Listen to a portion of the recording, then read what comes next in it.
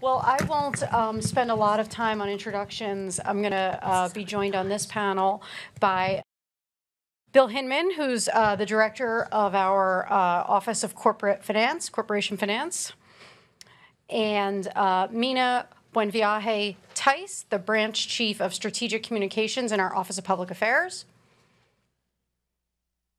Coming up over here.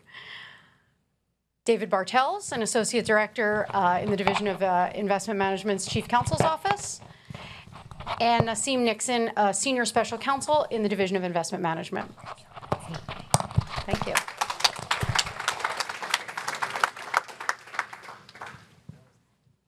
Are you? I didn't know if you were coming up here too. I don't. And Peter's telling me yes. Okay. And Tanisha is going to rejoin us. I know you've all met her already today. This is a great group of people to have together in one place. I think before we kick it off, I know the chairman's going to join us shortly.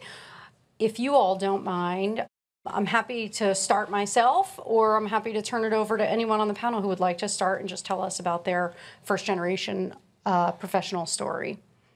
I think you should start. You want me to kick it off? Sure. Just so you want to see what I'm going to say? Exactly. I didn't have the benefit of hearing the ones this morning, so so I'll try to keep it brief, and you all can tell me if there's more people want to know or would be helpful. I grew up in a very small rural town in southern New Jersey, farmland country, and I was the first person in my entire family, including extended family, to go to college, and certainly to be a professional. And so for me, sitting where I am today, I could have never seen this. I didn't even know this job existed, or probably didn't know this agency existed. So, you know, I think at some point, probably in high school or thereabouts, I thought it would be interesting to be a lawyer. And that was kind of a goal that I had. And I think, you know, I didn't come up with that goal from seeing anyone around me do that job, or even frankly knowing anyone who was a lawyer that I can think of, but from, you know, what we see around us otherwise, books, TV, movies, those kinds of things. And that seemed like something I thought I'd be good at and would like to do. But my vision of what a lawyer was is substantially different and much more exciting than what I actually do. And, you know, it was a criminal lawyer or a judge or somebody who's, you know, dealing with homicide cases all day, or something substantially more interesting than what I do. But I find myself here, and the way I got here was, you know, a series of, it was happenstance, together with hard work and determination and all those other things. But getting to the SEC and this particular career path, you know, I went to a small, actually not terribly small, but a local state college where I grew up in New Jersey. And from there went on to Temple Law School. And it was in law school that I really felt got more exposed to the professional world, and ended up summering at a big law firm in Philadelphia. And ultimately, at the end of my law school experience, or as I got into the middle of my last year of law school, I thought it would be great to go back to this law firm. This is a better job and more money than I ever in a million years could have envisioned myself ever having access to. But somehow as I got through the process, I thought I really want to do something that develops me more as a lawyer, and I'm not sure I'm going to have fun doing that. And I decided to sort of take my chances, try to go to New York, and I went to a couple job fairs where I interviewed with all these different government agencies, because I decided I really want a niche. I want an area where I'm a specialist. And I interviewed with different DA's offices, Corporation Counsel, the SEC, and other things. And that's how I learned about the SEC, was through that interview process. I really didn't know much about it. And I kept progressing in the interview process and came back and, you know, eventually interviewed with folks in the New York office and got an offer. And I took it. And it was a flyer. It really was a flyer. I didn't really know what to expect or what that job would be like.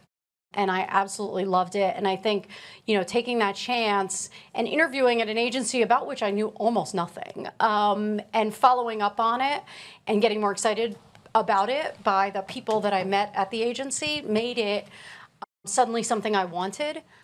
And then, you know, where I am now has sort of been a natural progression from there in terms of hard work and, you know, wanting the next thing and seeing the next thing and knowing the next thing. But it didn't start like that. And that's why I say when I say it's happenstance in the sense that the opportunities, the thing that got me in the securities industry, those things are happenstance.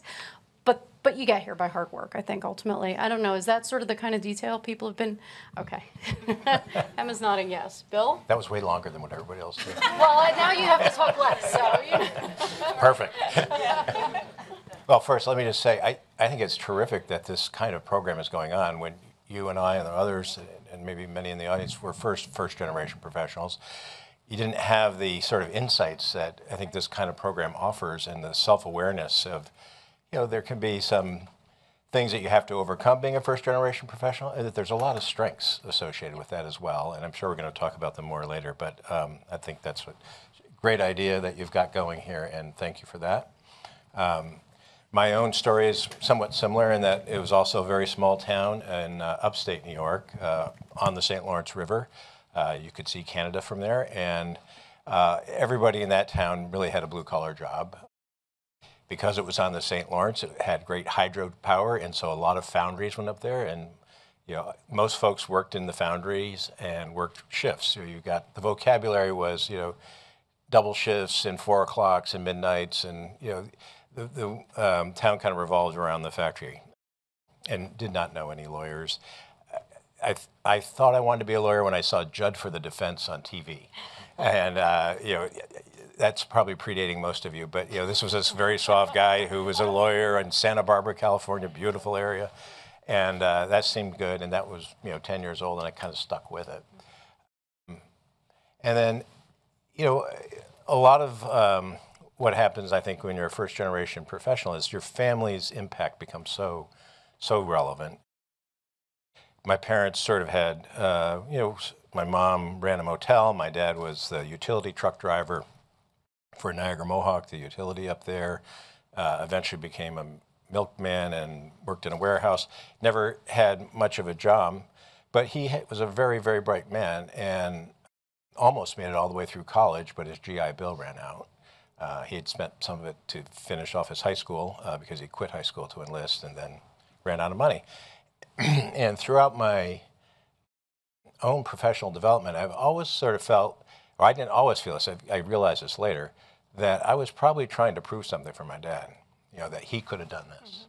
Mm-hmm. And those kinds of motivations, I think there's probably a whole host of different motivations that people have coming from that background. But that I realized I think after I made partner at a law firm, that was probably driving me as much as anything.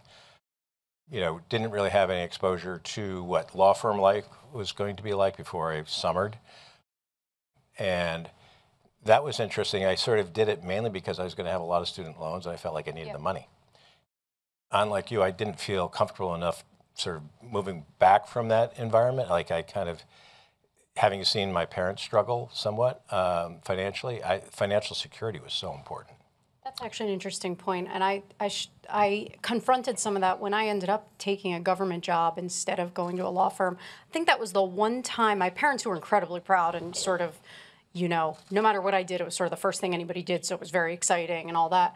That was the one place where I think they thought I was kind of crazy. Like, right. Who would, go from something that's certain right. to something that's more difficult? Right, and I would have been scared to death to do that. So, once I was in that environment, I stayed with it until 2.5 years ago, and I could afford coming to the SEC right relative to where I had been. Yeah, it was okay. But yeah, very fortunate to be able to eventually do that. That becomes a motivating factor, but it also becomes a factor that kind of keeps you in place sometimes. Yeah, I'll stop there. My name's Naseem, and it's funny, the things that you're saying totally resonate with me with a slightly different paradigm. So I am a first-generation professional, the first to go to four-year college in my family, also the first to then also go to graduate schools. First television, it's amazing to me the impact of seeing images of yourself on television, positive images. So for me, it was Claire Huxtable on The Cosby Show. I was like, that is like a working mom. She comes home tired in her suit, and she's a lawyer. I don't know what she does, but apparently she's busy because when she comes home, she's dealing with what's left of the family. And so it was just that first positive image of working America, and that an African-American woman was in business was really impactful. And I was literally a kindergartner telling my parents, like, I'm going to be a corporate lawyer. And little did I know what that actually meant, but just that image was powerful. And then also for me growing up in school, when you're taking history classes, and particularly the civil rights movement, the image of lawyers and the work that they did to make progress was huge. So that's what stuck to me was I wanted to be a lawyer. I heard that corporate law, Claire Huxtable, looked successful. And having people of color in business was needed, and that really just kind of drove me. And also, when you talked about your parents and trying to work to do things that they couldn't do because of their own challenges or struggles, I had the same thing. Where my parents grew up in a rural area and a lot of manufacturing and nursing. And so for my mom, the image was, Jackie, you could be a nurse maybe, or something, an orderly or something like that. But in the 60s, she wasn't told that you could be a doctor. Like that wasn't the image or the counseling she got in school. Same thing for my dad. And so when I would hear that as a child, it was like, well, no, I will do it then. Like, I'll be what you couldn't be. And that really has driven a lot of my energy in looking into being an attorney, as well as doing something that's public service oriented and public policy. Good afternoon, I'm Mina. My story started with my parents. They're both from the Philippines.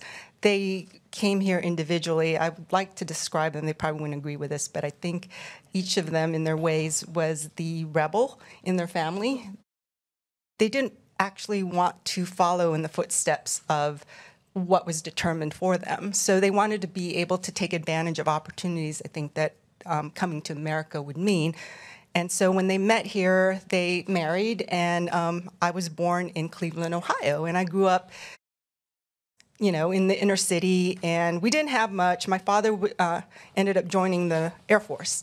So he's in the military service, and my mom was a nurse. She worked all the time. I'm a child of the 60s and the 70s, so what that meant was a lot of the imagery and what I grew up around. My childhood was influenced by limited opportunity. There were barriers to how far my parents could go at the time, because this was before civil rights. And in the 70s, I'm definitely the Gen Xer who was a latchkey kid. So, and I'm the eldest in my family. I'm the first one born on American soil on both sides. So there was just this duty and this sense of responsibility and also gratitude that I felt I owed to my parents and as well as the country that was giving him an opportunity. And so I just worked. And I think from the time I was 5 or 6, or as long as I can remember, I was taking care of my younger siblings and extended family who did end up coming over. And in the meantime, I was struggling in school from a young age. And it wasn't until a teacher, probably 2nd or 3rd grade that I remember, took interest and noted why I was struggling. And there weren't testings or evaluations really available at the time. She recognized that English was actually my second language. So because of her interventions, I was able to recover very quickly because I'm still young at the time. And I think that really kind of got me into thinking about what I wanted to do. And I wanted to teach. And so I went to school. Actually, let me take a step back. I was graduating from college, from high school, and I remember going to the high school counselor. And, I had very excellent, actually, ACT and SAT scores and good grades. And this person who I was seeking help from, I was trying to apply to Princeton, one of the Ivy League schools. And she said, "You can't apply to Princeton. You don't belong. Someone like you does not belong in Princeton." And, and that actually stopped me from applying. And so I applied to service academies and an ROTC. And so I started thinking, I'm going to go ahead and follow the track of military. Partway through my freshman year in college, it wasn't me. I recognized that. And so I had a long conversation with my father at Christmas time when I came home. I said, I don't want to do this. And I know I don't want to disappoint you, but at the same time, I think my passion's education and English. So I ended up switching my major. I came home. It was a long story, but I ended up in my third college or university. But the whole time, my parents were supportive. My grandparents were not. They were disappointed, actually. My grandfather, I remember, he said to me, if you were only going to be a teacher, if I had only known that, then why didn't you just stay in the Philippines, right? Because that's what women did in the Philippines. You went into teaching and nursing. And I said, well, here I have a choice, and I'm going to pursue that choice. And I ended up being an elementary school teacher, and I did that for a number of years.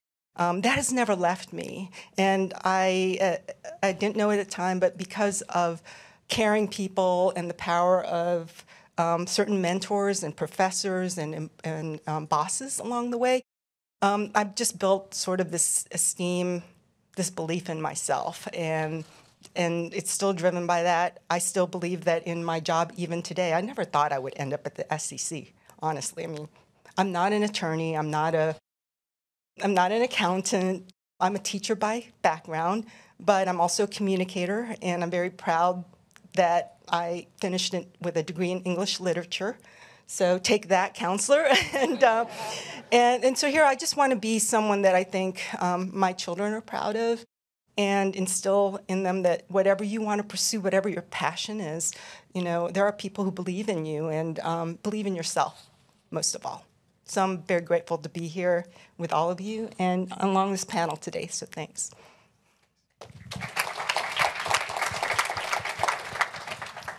So I'm David Bartels. I'm a lawyer. I grew up in the city of Buffalo in a neighborhood that was very diverse and very poor in the 80s and 90s. If you know anything about Buffalo other than that it snows a lot, you know that it was a manufacturing town for a lot of the 20th century, and a lot of that manufacturing moved out after the 50s. And so while my grandfather had a very successful blue-collar career working in a steel press factory, my dad struggled throughout my childhood. He worked in factories, was laid off, worked in factory, laid off. He ended up working as a carpenter for a number of years, and then finally became a corrections officer, which he did for a lot of years. My mom cared for children, first her own and then other people's children in a daycare. And one of the things I learned from them is you got to make money however you can make money. So I've had a job pretty much continuously since I was about 11, 12. One of my early jobs was as a pin sticker in a bowling alley, which is probably something that a lot of people haven't heard about. But I would stand behind where the ball goes, and when the pins fell down, I'd pick them up and put them in a rack, and then jump back up on the wall before the next ball came. I've been a janitor, a roofer, a clerk at a library, and then actually my longest career before being a lawyer, I was a night shift security guard for 7 years. And I actually did that a lot after high school. I didn't go to college right out of high school. I didn't go for a few years until after that. And ultimately, yeah, like Stephanie, I didn't know any lawyers before I decided that I was going to become a lawyer.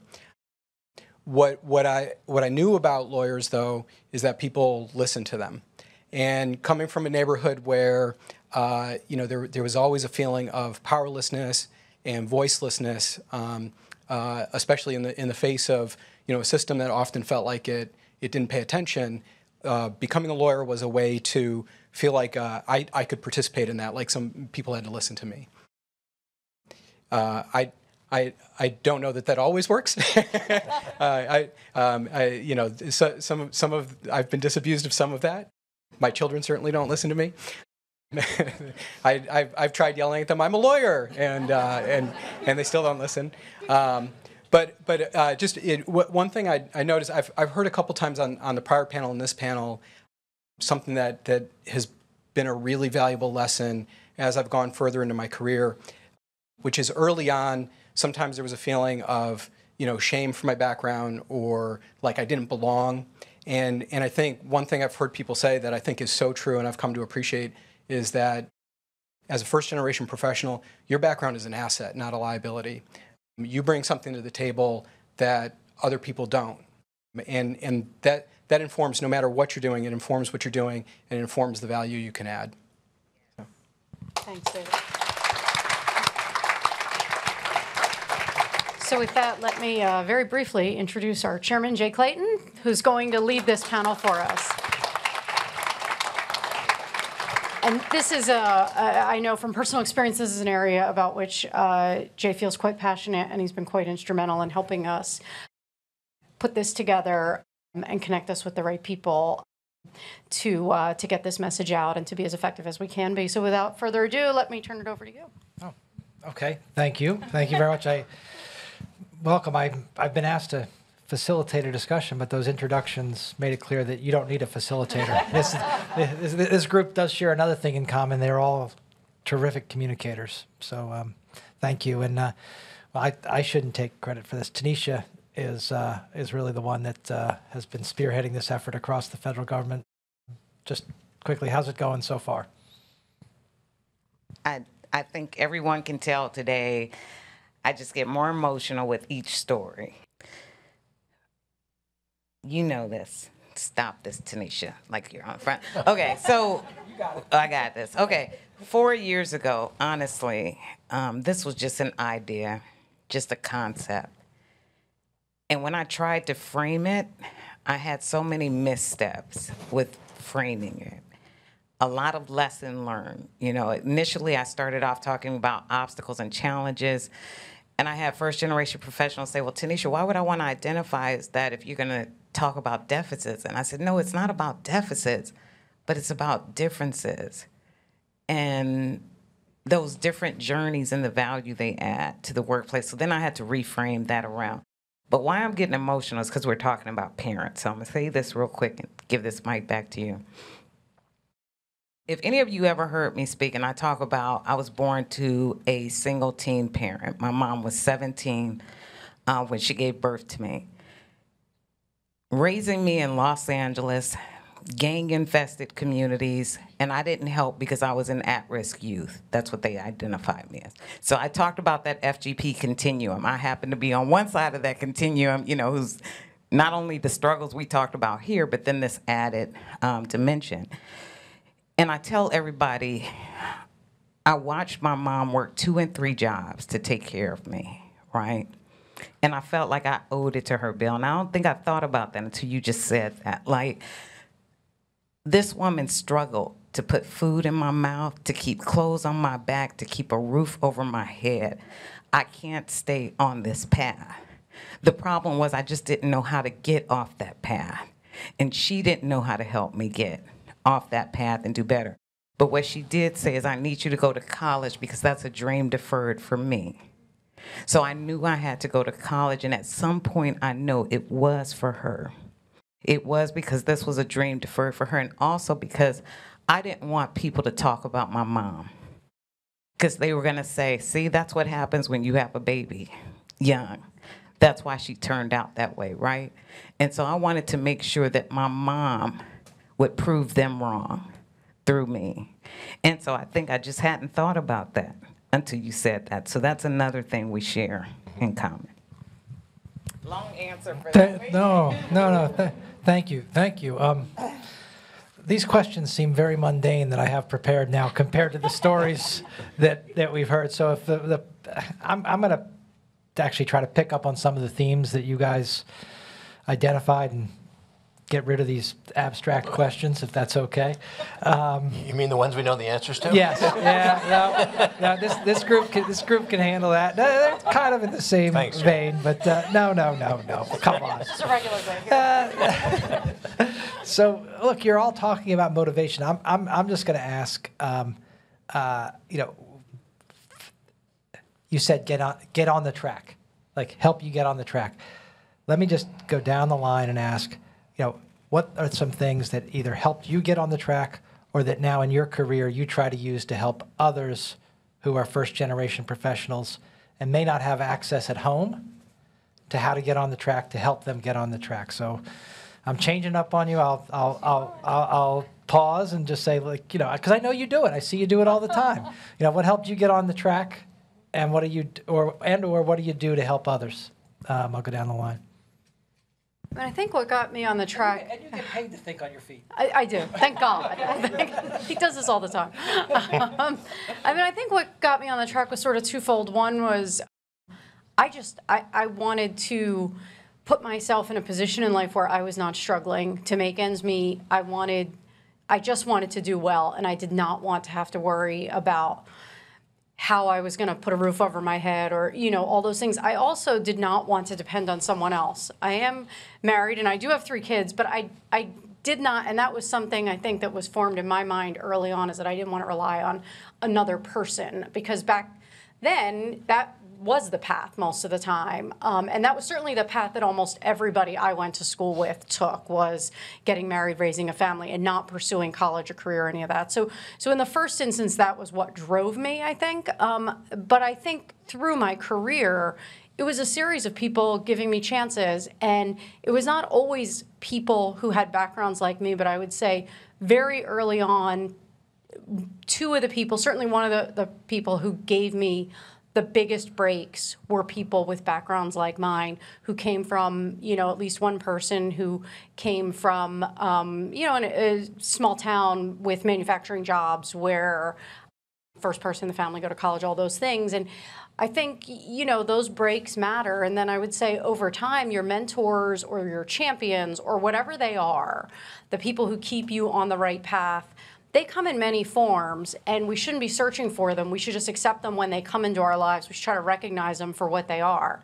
And they can be people very unlike us. I mean, I sort of struggled with a lot over the years of what Bill talked a little bit about, was sort of feeling like, I'm not sure I belong in the room, sort of. I'm very, very different background. I went to a law firm that was filled with Supreme Court clerks and, all kinds of people who went to schools that, were not the schools, obviously, that I went to. And I think finding those people and letting them give you chances and showing them, repaying them by doing good work and taking the opportunities they give you and doing well with them, I think is a great thing. And I think that has really helped me over the years. Certainly I could have never had this conversation 10 years ago. I would have never revealed these things about myself 10 years ago. I think it took a long time to feel comfortable with who I am and what my background is in a space where most people have a much different background.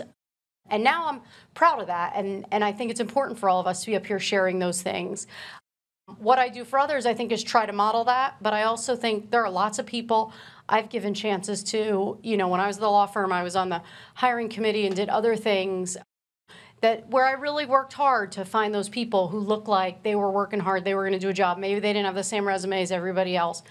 The people every day now that I come in contact with, everybody, you got to have a lot of patience. And I think what I've tried to do is have a lot of patience and provide opportunity where I can provide opportunity, but also more than anything, I've just tried to be a role model. I had somebody, and that is, I don't view myself that way, but I say it because many years ago when I was at the law firm and I made partner, I was the first woman partner in the New York office of our law firm. And one of the women who came after me, a couple years after me, she said to me, "The only reason I stayed and did it is because I saw you do it and I knew I could do it then.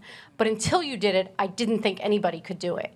And I never view myself as a role model, but I do think we have to think of ourselves that way, whether it's first-generation professionals, whether it's women in the workforce, whatever it is. I think we have to think of ourselves as somebody people are watching, and we have to behave that way. I think I got. Oh, you have one. You have one. I think we've talked about this a little bit already. The financial stability point was a big thing of motivating me to get on track and stay on track. And then the whole issue of, sort of demonstrating that if my dad had the same opportunities I had, he could have done it, and living that out. In terms of other things that, kind of keep you on track or were useful, the mentoring, as you've started to talk about, is so important. And just kind of by happenstance, as a young lawyer at a very large firm and very big office with, 400 plus lawyers, I decided it would be really good to get a different experience and work in one of their small offices in San Francisco. And that was a really good decision in hindsight, because then I was in this very small group and getting a lot of mentoring and seeing the value of that. And the partner who ran that office was a wonderful teacher, also kind of same background. So I had never thought about that, but Mark had that same background. And, I think he took an interest, and so that was really useful. And then another thing that I think that's kept me on track or whatever has been helpful along the way, it goes back to first-generation professional issues can actually be helpful. Because I wasn't that comfortable in the room at the outset, you do a lot of reading the room. You want to make sure you're not going to embarrass yourself by saying the wrong thing. And so you're kind of reading the room. And as you read the room, and if you start doing a lot of that, you actually pick up a lot of different things. I mean, you see which folks are communicating well and resonate, and you kind of watch their skills. You see who doesn't. You kind of get a better feel for what's going on by scanning that room and trying to take in more than just whatever the task at hand is, but all the other dynamics there. And I think, first generation professionals probably do that initially as a survival skill, and you end up actually ingraining that. Going forward, I guess maybe in part because of the value I saw in the mentoring I was able to receive, that's always been one of the things that I am happiest about my career, is that the opportunity to do that. You end up with a lot of young associates kind of come into your office and don't have a clue on different things, and spending time with them and being able to kind of give some of that back, or young colleagues here, just turned out to be one of the more enjoyable things. I realized that, okay, I'm working at for a long time in my career, I worked at a big firm, making a very comfortable living. People, when I was growing up, I kind of was suspect of those people a little bit. And I realized, how you actually do the job and how the values you can impart, and how you treat the people around you and try to model that for them is a really good skill to pass along. So, that's part of it. Yeah, for me, I can think of three things. One is something my grandmother said. She always said, keep your eyes on the prize. And there's actually a civil rights book. Sorry, I'm seeing the tears from others, and I'm like, now I'm getting emotional. But there's a civil rights book that talks about keeping your eyes on the prize. Taylor Branch, I think, is the author. And I remember reading that in college and being like, isn't that true? And I've seen that in life, where life isn't linear, but it can have an upward trajectory with a lot of zigzags.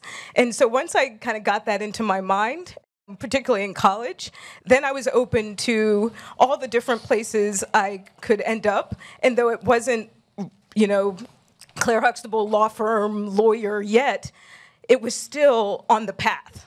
So my path just had a lot of twists and turns. And so when I was hearing David talk about some of his odd jobs, I was like, yes. I remember I was fortunate, I was able to go to Duke for undergrad and had a lot of scholarships for that, but that was some of my first opportunities to be around people that were of wealth. And so I was starting to see, like, whoa, there's this whole other life that I didn't even, I already picked some up for myself. Yeah, I saw the tears, and I was like, I'm gonna get prepped. So I was starting to see, like, okay, there's people of wealth, this is a whole nother world, we didn't see this. And some of my friends, right after graduating college, they were already going to law school. They were already able to pay for their law school prep materials. And I was like, what? This is thousands of dollars to prep for a test? I need to save. So I started, I was doing more odd jobs. I worked at a pretzel company. I worked at a chocolate factory. I worked at another manufacturing company as a buyer. But every time I was in these different situations, I was looking at them as opportunities to learn from the people that were there. And you definitely learned different skills. And also just to relate to other people. And I've seen over time that because I was able to hang out with a person that, drove a Harley, was all tatted up and worked on an extruder line, doing plastics, that, if I can connect with him, I can connect with anybody. And I've used that skill set throughout my career. And that brings me to my second point of relationships. When I think of keeping that trajectory of moving forward and meeting your goals, it's all about developing friendships with other people, and that's where I've seen opportunities. So developing relationships in law school that have paid off and never knowing where people end up. And because I'm connected to them, they keep me in mind. When I was working at the law firm, developing relationships, learning from other people, asking questions. So as a first generation person, I didn't feel like I knew a lot of answers, but at least I could engage and ask questions and learn from that. And so it kind of took the onus off of myself to feel like I always had to have something to offer, because you didn't. Sometimes it's the offer is making people think and asking questions and also connecting with them off of work topics to just find commonality. And from there, you develop more relationships, and you never know where you all end up. And so that's how I got into the SEC, was literally some of the friends I made at the law firm had come over here and kept me in mind when there were opportunities. And I feel like that's been a constant pattern in my life, is developing relationships, asking questions, and recognizing it's not a linear path. But as long as you're open to the zigzags, things can work out.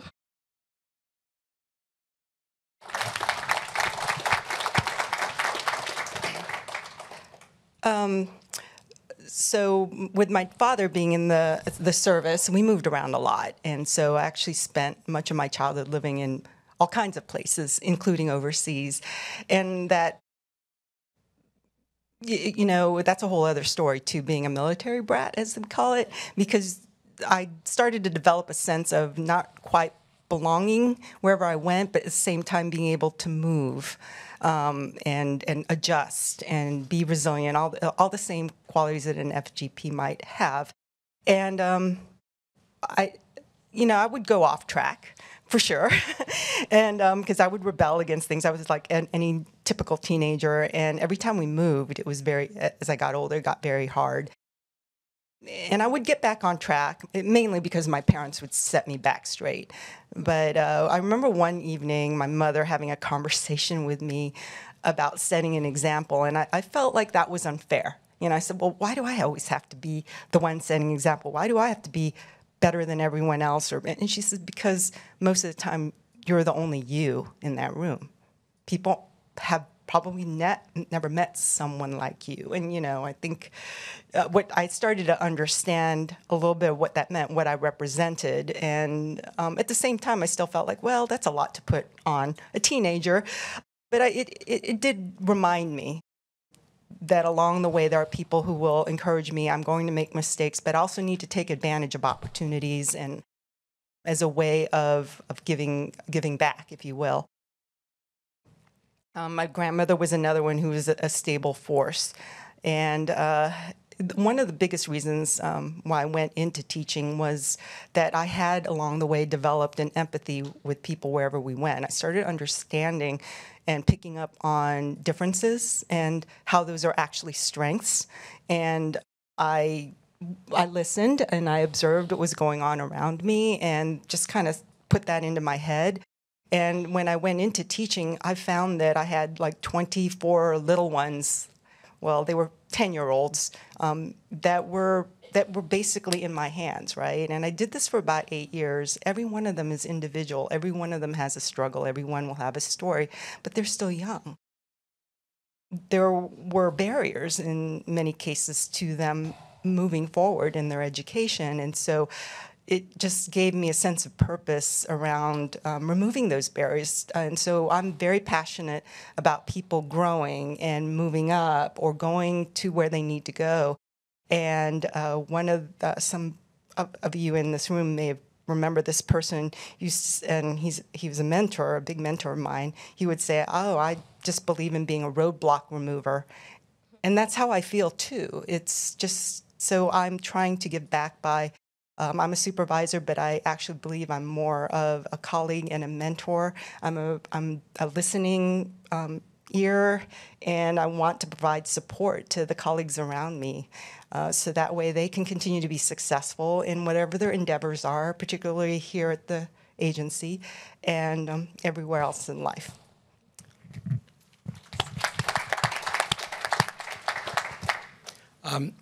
So Jay asked the question, how did you stay on track?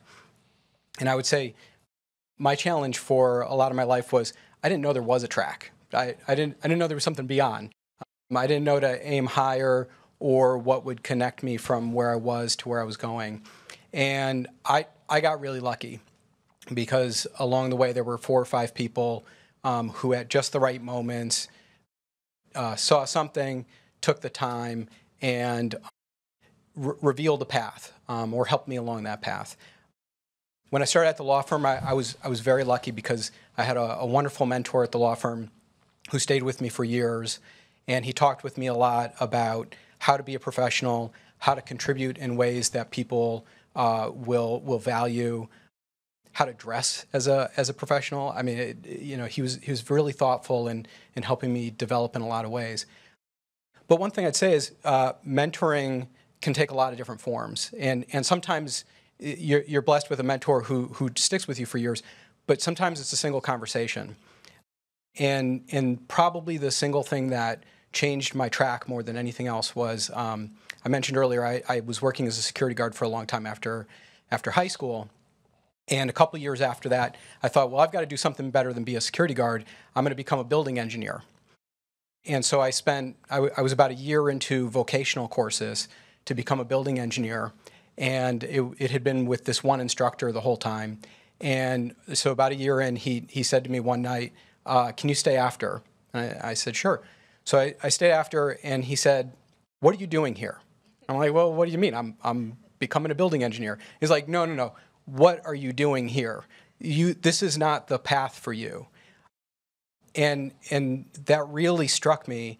And the next day I was driving by the local university, and I said, I'm going to pull in and get an application. And that was sort of the start of this journey. And I take a few things from that and other experiences with mentors. One is you have to be ready to listen when the advice comes. Sometimes people try to tell you something and you're not prepared to hear it. And it happened that at that moment, I was able to hear what he was saying to me, and it made a big impact. Another thing is I think it's luck, but it's not just luck. You can attract mentors by showing your initiative, your desire, and how hard you're willing to work. I would also say never be afraid if you see somebody that you'd like to emulate to ask them to coffee. Maybe that will turn into something, maybe it won't, but you lose nothing from putting yourself out. If your agency or employer offers a formal mentoring program, sign up for it. Again, maybe it'll lead to something, maybe it won't, but it's worth trying. And then the flip side of that is, I think we all owe a responsibility, and others have mentioned this, to pay it forward. And I don't think you don't have to be at the end of your career and have achieved everything you want to achieve before you start mentoring others. If you're just a little further along that path than the next person, you know something that they could use, and you should take the time to share it. Well, thank you all for sharing that. And I would be remiss if I didn't say that in my professional life, I had the privilege of being opposite Bill, and I never saw anyone better at putting less experienced and younger people at ease and giving them then the opportunity to come forward. So, third-party validation. I learned from Bill on how to do a better job at that. And but there's a theme there, and I mean, in the same, I think you can start, but I'm happy to get everybody. One of the hardest things is to ask for help, or to see that somebody wants to ask you for help. Maybe you could talk about, if you're feeling in need of assistance, or you see somebody who you think might benefit from asking for help. How do you think about that? For myself, asking for help isn't actually first nature or second nature, because there wasn't really anyone I could consult with when I was young. I had to figure it out, and but as I got older, I did need help, and there were a couple of times in my life when I've had health scares, and I actually have had to get help. So recognize that in myself, that's a bit of a blind side. But asking for help isn't a sign of weakness. It's actually a sign of strength, right? because I don't know it all, and the people around me, there are people around me who do, and sometimes we like look at each other and think we both don't need help, for example, and so it's really just finding, just being vulnerable, I suppose, and allowing ourselves, even as leaders, to share some of that, and then it makes, I've learned if I'm willing to show my vulnerability, especially to those who are around me, they're willing to do that too, and also accept help. So then we're all kind of remembering that we're all in this together. Thanks. And I was thinking of a couple things. It is hard as a first-generation professional. You're often the resource for other people. So people are often asking you for help in your family or in your community. And so it's kind of a flip side where you're like, well, how do I ask for help? And how do I do it without either putting people in an awkward position where they're like, oh, no, I have to be now a one-on-one mentor to you, and I wasn't prepared for that, and I've always been kind of hesitant about how to navigate that mentoring relationship and have it be natural. And one thing that I've found is super helpful is to keep it simple. Something that David had mentioned, I don't have to ask someone to like be my guide through my whole career. I can literally just ask them to coffee. I've often found that I could be in a meeting and someone will say something really interesting, or someone that's farther along in their career, and I can do something as natural as asking them at the end of the meeting, like, something you said was so interesting to me. Could I follow up with you on that? Can we chat a little bit more? And normally folks are just like, of course, like anytime. Talk to me, talk to my secretary, we'll put it on the calendar, or I can pause right now. And it's those little things of being inquisitive and seeking mentorship in small bites, I have found grows into more of a relationship. And also doing social things. I had to get out of my comfort zone. And when people are having a happy hour, drop by. And it's a hard skill. Sometimes it's a challenging skill, and not everyone, feeds off of that kind of interaction.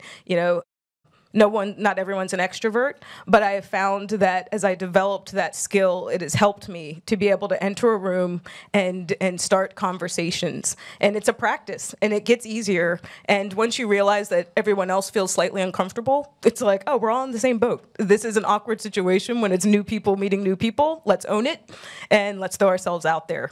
And I've never been burned by it. And if in the moments that it has, there have been other people around to engage with. So I'd say like small bites. Sometimes the mentoring relationship starts small, and it starts with just a question. Sometimes it starts right at work. Sometimes it's a social event. But I think if you keep yourself open, asking for help gets easier because it starts with a relationship and it builds from there. Terrific. As you would expect with this great panel, we're very short on time, but and I don't want to eat into others' time, but maybe each of you just quickly, any final words on sort of what it's been to be a first-generation professional, advice, reflection, to go down the line. Dave, we can start with you.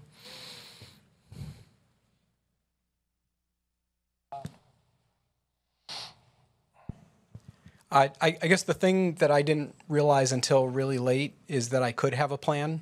It was all very haphazard early, so I would say you can have a plan. Don't be afraid to have the plan. Don't be afraid to abandon the plan and make a new one. I would have to say, if to my 25-year-old first-generation professional self, or anyone else who can relate to something like that, is to accept yourself. So you don't need to seek acceptance from others if you first accept yourself, and you're great, and bring that every time. And also by recognizing that, you take care of you. I think a lot of I think I share with some other first-generation professionals is that we drive ourselves hard, we carry a lot, and we're so focused on helping people, right, that we don't actually take care of ourselves. So making sure that you're taking care of yourself. The self-care is very important, because if you don't do that, you can't continue to be that for your family or your friends or the people around you. Sounds like a repeated record, but asking questions. I feel like asking questions and developing relationships have been really important to me. And I think if I would talk to my younger self, I'd reiterate that you just never know the different friends that you meet, what you can learn from them, and then where you all will go and where you can kind of take each other. And in that way, it kind of takes the pressure off of the first generation professional that feels like you don't know enough or your background's not quite on point. You know, we're all diverse. When I start to develop more relationships with others, I see that and I parlay that into opportunities. I would think maybe just reflecting on that skill set you have as a first generation professional and taking inventory of that early on is really helpful. Sometimes takes a long time for some of these motivating factors and some of the skills that you have that you don't recognize to actually become apparent and to feel comfortable with that and to realize the strength that can give you. And then you need that because as a first generation professional, at least for me, you feel a little shy about trying new things or making changes, and sometimes those can be incredibly useful in your career.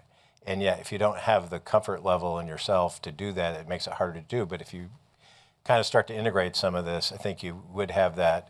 It took me 35 years before I did a new career here. It's one of the best things I've ever done. Hopefully you guys can figure that out faster than I did. I'm going to repeat what other people have said, but I think if there are two things that I could look back on my much younger self and recognize back then as opposed to now, one is be yourself and the other is believe in yourself. And I think be yourself is you are who you are. You're here because of your experiences. You are wherever you are because of your experiences. It's taken me a long time to be comfortable with the fact that I'm still the girl from South Jersey. I'm a little rough around the edges and like, you know what? I embrace it now, and it is what it is. You just have to make it work for you.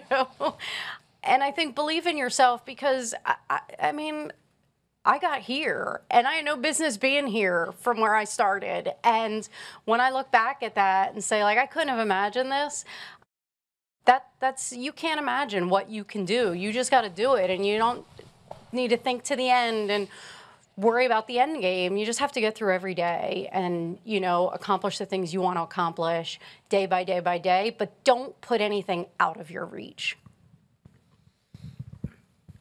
Okay, I'm gonna just wrap this up a little bit on the question of, asking, well, we use the word help, but asking to open a dialogue and what was embodied in what each of you said, which is when you do ask, I would say be pretty confident that if you're a first generation professional, you have a background that gives you something to add. That person who you're asking, they're going to benefit from their engagement with you because you probably have something they don't have. And I think people should be confident that they bring that to the table anytime you're kind of growing in your career like that. But Tanisha, I mean, you've been great to do this. Do you want to make any final comments before I wrap this up? Just one final, because I know Peter's probably looking like they're about 10 minutes over. Where is he at? Over there. Okay, so I just want to share with the audience. You've heard a lot of stories today, and that's very strategic. When we started this initiative, what I knew would be important was to make sure that we promoted being a first-generation professional as being a value add and being positive. And we knew the only way that we could do that was through stories. So I've heard people say, why is it always leaders that you put up there? And I said, the reason that I started off with leaders, it's not where we end, but the reason I started off with leaders, it was very strategic. I wanted people to see what was possible when you start from where we came from. And I wanted every first-generation professional to know in the federal government that there is nothing that can stop you from achieving what you want to achieve. And so I had to show you examples of that. And so when you look at all these folks up here, and I think it's phenomenal what you're hearing from us is the vulnerability around finally being authentic, accepting that background and empowering that background. So it was very strategic. Like I said earlier, this is just the beginning, y'all. We're just getting started. This is the beginning of a conversation that I expect to be here long after you all become all the senior executive service members and we all retire. I expect folks to still be talking about this. So I want to thank all of you today for being vulnerable, for being your authentic selves, for being that role model for everyone coming up behind us. We know we didn't have it. And so I'm glad to make sure that we give our younger selves that now. So thank you. Nothing left to say. I want to present this to Chairman Clayton. So many of you know we launched this with the First Generation Professional Summit at the Department of Commerce. And for those of you who were not there, Chairman Clayton was so gracious, and I was struggling with getting a keynote speaker. And every weekend I was looking through the internet trying to find like a first generation professional who was in a high level position. And so one day I found her. Madam Treasurer Jovita Carranza, and I read her story and I said, this is her, this is who I want. So I just happened to talk to Peter that next day and I said, hey, I found who I want to be my keynote speaker. And he went on casually with me in this conversation. We got off the phone. The next day he called me and he said, oh, just want to let you know, Chairman Clayton's going to talk to Madam Treasurer to see if she'll be your keynote speaker. I'm like, what? How'd that happen? So we talk about relationships and connections, and one of the things I say is the first time you meet someone should not be when you need them, right? Because I had a relationship with Peter and he has a great relationship with his boss, we were able to pull off that summit. And so, sir, I thank you for not only getting her, but then he came in and did the fireside chat with her. And he was like, do you mind if I do that? I'm like, what? 2 leaders for one? No. You come on and you do that, okay? Anyway, thank you so much. I appreciate you. Here's the question I have for Tanisha. When's the last time someone said no to you? Thank you very much. Thank you.